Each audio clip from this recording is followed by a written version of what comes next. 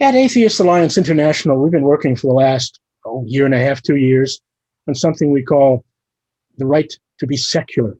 And in talking to other people, questions continually come up, and I try to answer them. So I thought I'd do this video and explain a little bit about what we're doing in this campaign and what rights are exactly. Where do they come from? And how do they fit into the broader scope of international instruments on human rights? How do we fit into that? How can we fit into that? To start, I'd like to talk about the idea, what is a right? Well, it's not a clearly agreed upon concept. Rights may be inherent to all of us because we're human. They may be inherent to us only because we belong to a particular state. Some people believe that. The Islamic Republic states, for example, believe that rights should be formulated on the basis of revealed texts, like the Quran. The Western position is that rights are based on rationalism and individualism. But there are a number of different things that we call rights. Let's look at what they might be. First of all, there are things called moral rights, or things that people call moral rights, that are not connected to any other form of prescriptions or proscriptions from government or any other source. They're just general principles based on fairness and justice. I mean, for example, in the United States in the 60s, we had some terrible laws about blacks and whites not going to the same school. I'm embarrassed to say that, but we did in some states in the United States. Well, there were protesters, including myself, who objected to that law. It was clearly a law, but we objected on moral rights grounds. It was immoral, although it was not, of course, at that time illegal. It should have been, but it was not illegal to separate whites from blacks. So that's moral rights. There's also, of course, something called civil rights. And those are rights acquired by being part of a certain political state, either as a full-time member or even when visiting a full-time state. Those are civil rights. Some countries will claim that civil rights will trump natural rights or human rights. The United Nations says no, and we in Atheist Alliance International agree with that position. The third type of rights, moral rights, civil rights, or natural rights, which are rights simply because, that are true to us simply because we're human. And human rights is really just another word for natural rights. It means the same thing. Then the question then becomes, and people ask me this all the time, how do you enforce human rights? If you have a list of things that are guaranteed, how do you enforce them? Well, they are enforced only if they are codified in one of 5 different possible ways. How do you codify or agree in principle to certain rights? You write them down, you codify them, you ratify them, you agree to them, you vote on them, you do whatever that needs to be done to codify them. They can be codified in 4 different ways, either as a convention, a covenant, a treaty, or a declaration. And these are different things. There may be a 5th one as well, which I'll get to in a moment, that some people agree should be one of the rights, some people agree are not one of the rights. The first 3, conventions, covenants, and treaties, are legally binding agreements, binding to those agencies that have signed on, legally binding. We need to keep that in mind because when we talk about rights, some of the rights are covenants, and some of them are conventions, and some of them are treaties, not legally binding. But nations or states that agree to it are bound by that convention, both the prescriptions and the proscriptions of that. The primary place where conventions for human rights occurs, of course, is through the United Nations, particularly the Declaration of Human Rights, which was written in 1948 after weeks of arguing. It was a terrible, terrible debate and fight, particularly among the Muslim states and others, and in those days the communist states and the democratic states. It was put through largely due to the work of Eleanor Roosevelt, who was then the widow of the late President Franklin Delano Roosevelt, and a great woman for enforcing rights. I mean, she really rammed these things through and just ran wild across this month-long conference and got a lot of it approved. Those are conventions. The convention that was passed in 1948 enshrines the rights and freedoms for all human beings. By the way, of the 58 members who were members at the time in 1948, 48 of those countries agreed to it right away. 8 voted to abstain, 2 voted decided to not to vote. Nobody voted against it. So it was universally accepted. The 5th possible type of rights can be customary international law. Some legal scholars will claim that if something has been around long enough and adopted into enough international treaties, national constitutions, and legal codes, it becomes legally correct in its own right or legally enforceable in its own right. That's a customary international law. So some people will argue that the Universal Declaration of Human Rights, although it is a declaration, which means it's not enforceable by law. Some scholars say, yes, it is now enforceable by law because it is a customary international law that's been adopted by so many places at so many times over the entire world. Now, that brings us to something that's really critical, and people ask me about this all the time when I bring this up.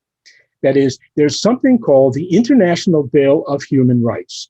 This is the holy grail of human rights. Again, we're not talking about civil rights or political rights. We're talking about human rights, again, natural rights, inherent to us because we're human beings.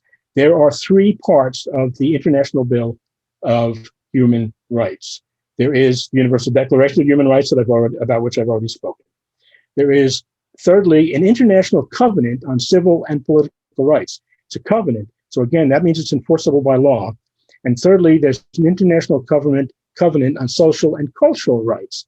And that is also enforceable by law. So now we are looking for the United Nations to adopt a declaration. In 1968, they said any instrument adopted by us has to adhere to 5 criteria. So let's look at what those criteria are and see if we match up with that criteria. You can do this very quickly. 1, whatever is going to be approved by the United Nations in terms of human rights has to be consistent with the body of international rights laws. Ours is. Check. No question. Secondly, it has to deal with the dignity and worth of the human person.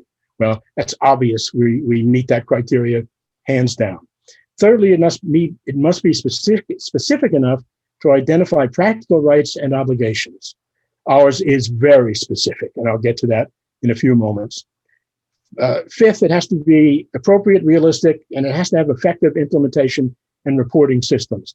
That could be a concern, that could be an issue, but no more so than other treaties that they've entered into.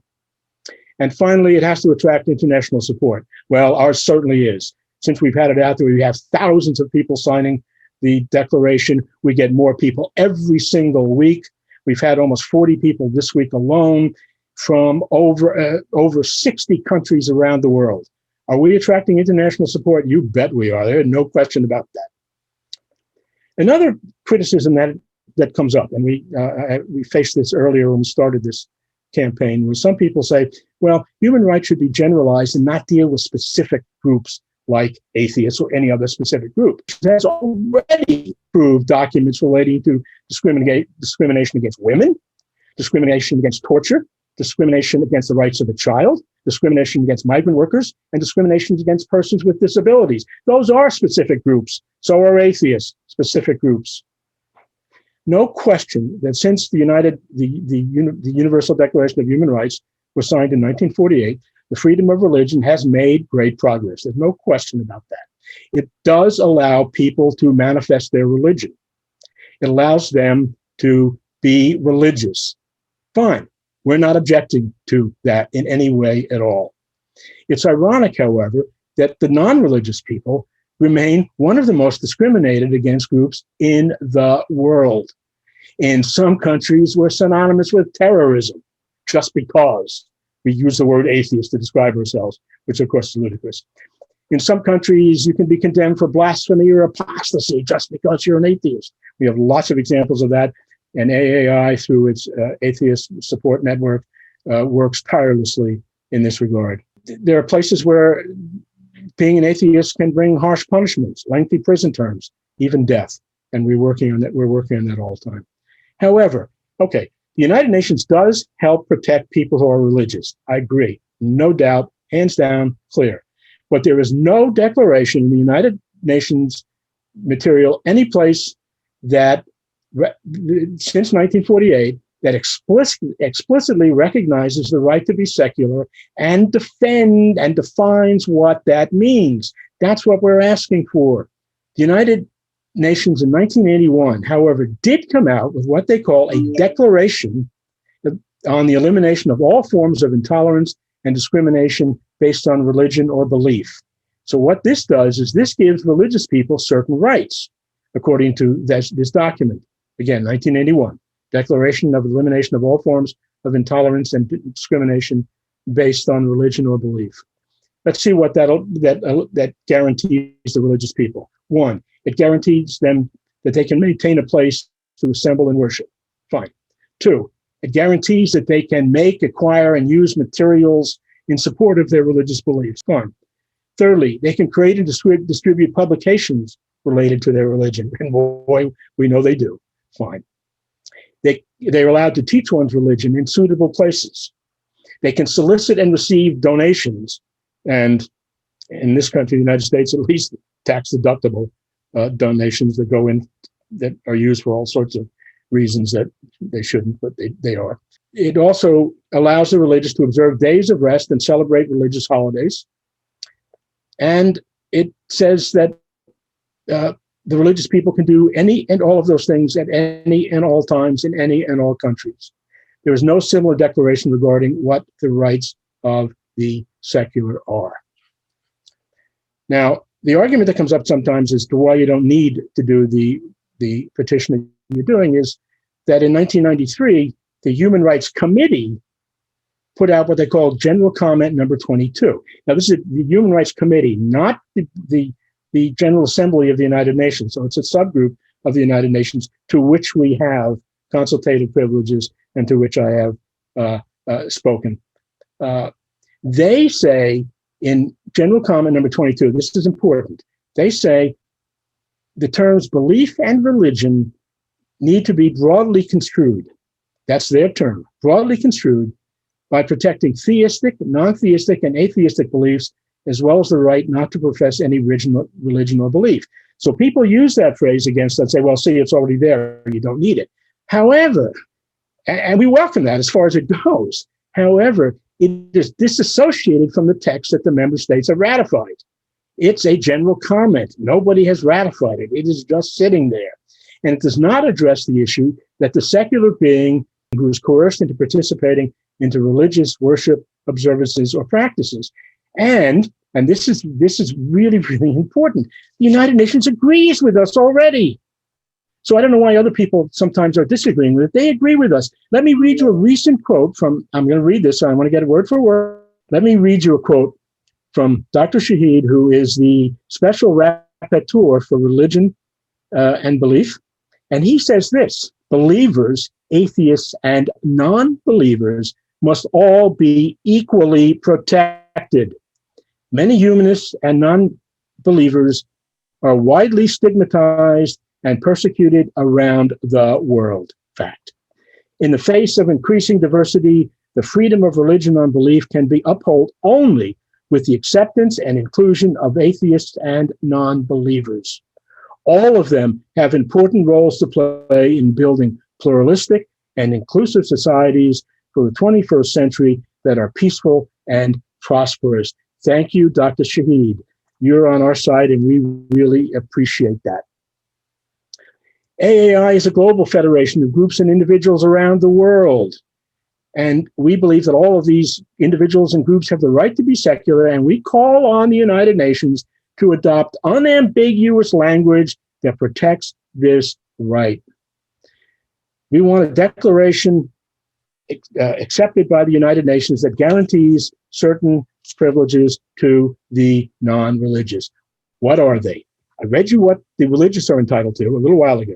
I talked about what the religious were entitled to a few moments ago. Here is what we want the non-religious to have the right to do. One, to not adopt a belief, not to be forced into practicing a religion, not to behave or dress according to religious precepts, which is an issue in some parts of the world, not to have to identify with any faith, not to have to belong to a religious community, organization, or association, not to adopt religious ceremonies associated with births, deaths, or any other life events, or not to be registered in official documents as a member of a religion, faith, church, or any institution related to religion. That's what we are asking for in our declaration. It makes sense. It fits in with the general accepted views of what human rights are in the world.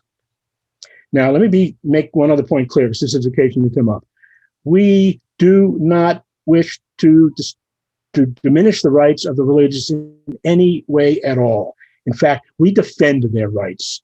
We absolutely defend the rights of the religious.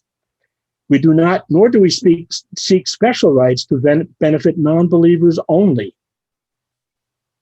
Rather, we seek for the equality of rights for the religious and the secular. That's all we're asking for. We want to be treated the same as the religious. Not better, not different, just the same as the religious. Is that asking too much in this world today? I don't think so. With more than 1.2 billion non-religious people in the world, and that number is going up all the time. Every poll that I see, and I see them all the time, come out showing more and more people are non-religious, and that number keeps growing. And I can foresee a time, I won't be around to see it, but I can foresee a time when religion is going to be a minority activity in the world, and not that far in the future either. The secular people in this world may be the last great constituency that needs our protection. Let us not fail in this historic task. Thanks for listening. Please sign the petition. How much will it cost you? Nothing.